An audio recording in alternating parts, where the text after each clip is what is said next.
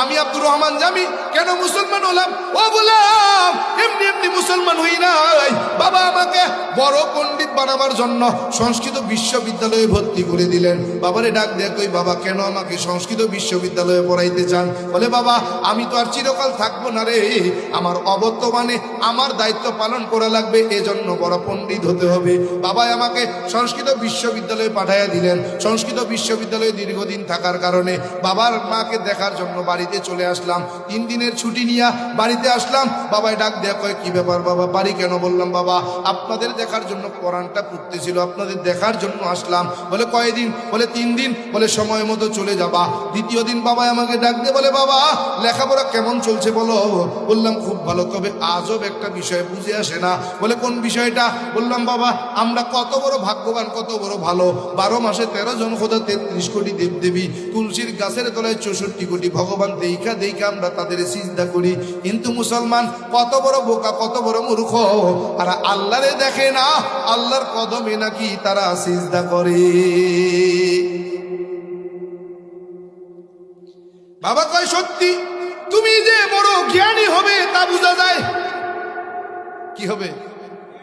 বড় জ্ঞানী হবে তা বোঝা যায়। বাবারে ডাক দেখো বাবা আশীর্বাদ করেন, ভগবান যেন আমারে অনেক বড় জ্ঞানী বানায় দেয়। বলে যাও যাও আশীর্বাদ করে দিলাম, ভগবান যেন তোরে অনেক বড় জ্ঞানী বানায়, তোরে যেন আমার বংশের উজ্জ্বল নক্ষত্র বানায়, তোরে যেন তোর কারণে যেন আমার বংশের সুনাম খ্যাতি লাভ হয়। বাবারে এই আশীর্বাদ নিয়া বাবার কাছ থেকে চলে গেলাম সংস্কৃত বিশ্ববিদ্যালয়ে। সংস্কৃত বিশ্ববিদ্যালয়ে যায়া বলে লেখাপড়া শেষ কইরা ডিগ্রি নিয়া যখন বাড়িতে ফিরে আসলাম, বাবা কয় কি ব্যাপার লেখাপড়ার কি খবর, রেজাল্টের কি খবর? বললাম খুব ভালো। বলে কেমন? বললাম বাবা আমার সংস্কৃত বিশ্ববিদ্যালয় থেকে আমি সবার থেকে প্রথম স্থান অধিকার করেছি, ফার্স্ট ক্লাস ফার্স্ট পেয়েছি। বলে আমি জানতাম তোমার জ্ঞান তোমার মেধা যেমন তোমার রেজাল্ট ভালো হবে, এটা আমার বিশ্বাস ছিল। ও বাবা তুমি আমার বংশের উজ্জ্বল নক্ষত্র, তুমি আমার বংশের সুনাম খ্যাতি অর্জন করবে, তোমার দ্বারাই আমার বংশের সুনাম বাড়বে। বলে হা হা। বাবারে ডাক দিয়ে কই বাবা শুরুতে আপনাকে একটা কথা বলেছিলাম স্মরণ কি আছে? বলে কোন কথা?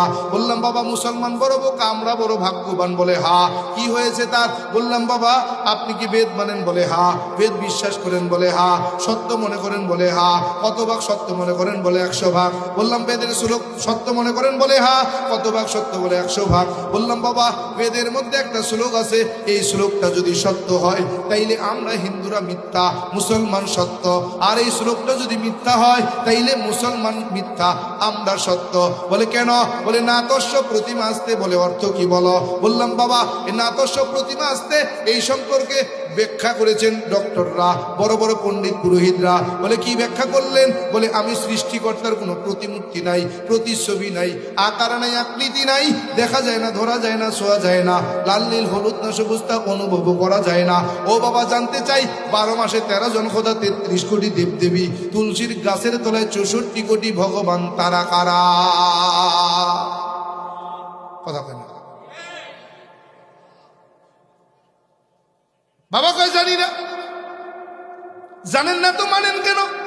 বলে বাবা পূর্বপুরুষ বাপদাদায় মানছেন না, মাই না পারি না। কথা কয় না, কথা কয় না, কথা কয় না। কি মোনাজাত দিয়া দিম? কষ্ট হয়ে গেছে গা? তো কথা না কইলে কি মনে করমু যে কষ্ট হয়ে যাইতেছে? আর না সাইরা দি সারমু না, থাকবেন? আরে না থাক, আবার কোনো দিন। রাসেল ভাই কি করে? রাধে মেলা আবার কোনোদিন ইনশাল্লাহ চলবে। তাহলে একটু সাড়া দেওয়া লাগবে, সাড়া না দিলে বন্ধ করে দিব। একটু আওয়াজ দিবেন, দেবেন তো ইনশাল্লাহ? বাবা কি বলতে চাও? বললাম বাবা এখানেই শেষ না, আরো আছে। বলে কি আছে? বললাম রাজভোগ কিতাবের 2192 পৃষ্ঠার মধ্যে একখানা শ্লোক। বলে কি শ্লোক? বলে কৃষ্ণ কৃষ্ণ শ্রীনন্দ কেশ সর্বনাম যুগে। বলে অর্থ কি বল? বললাম ভগবান শ্রীকৃষ্ণ বলেন আমি যুগে যুগে কালে কালে মানুষের কল্যাণে অগণিত অবতার হয়ে দুনিয়ার জমিনে অবতরণ করলাম। সব অবতারগণ আমি ভগবান শ্রীকৃষ্ণকে ভগবান বইলা মাইনা নিলেন। বাবা কয় ঠিকই তো আছে। বললাম ঠিক নাই। বলে কেন? বললাম বাবা ভগবান শ্রীকৃষ্ণ ছিলেন স্রষ্টা, মানুষের কল্যাণে হলেন সৃষ্টি। স্রষ্টা যখন সৃষ্টি হয়, কোন স্রষ্টা সৃষ্টিকে নিয়ন্ত্রণ করে? কয় শ্রীকৃষ্ণ। বললাম মানি না। বলে কেন? বললাম বাবা স্রষ্টা যখন সৃষ্টি হয় পাওয়ার থাকে না, এই সৃষ্টিকে কে নিয়ন্ত্রণ করেন? বলে বাবা কি বুঝাতে চাও?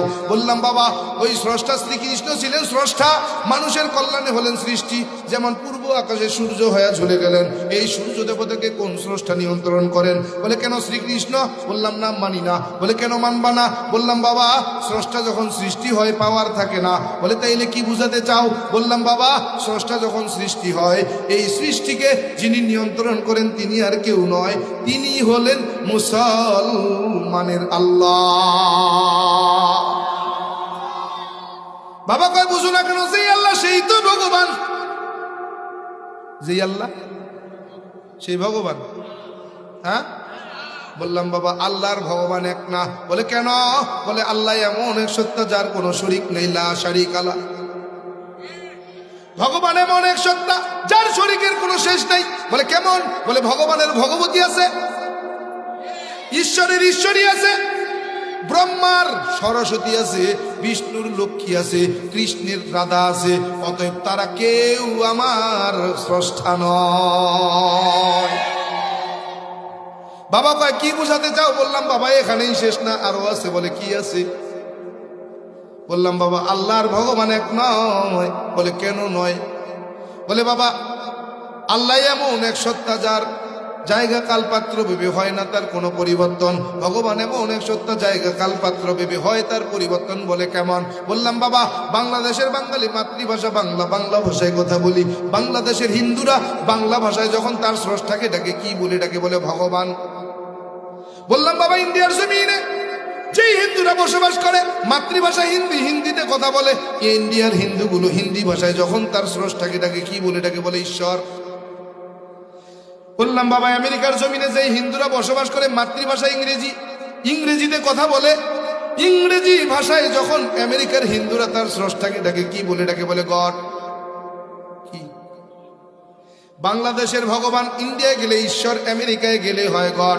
জায়গা কালপাত্র ভেবে যার পরিবর্তন তার নাম হলো ভগবান।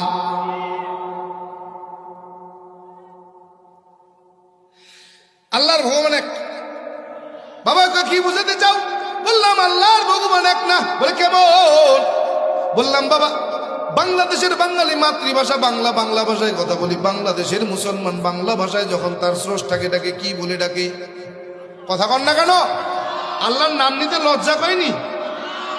কি বলে ডাকে?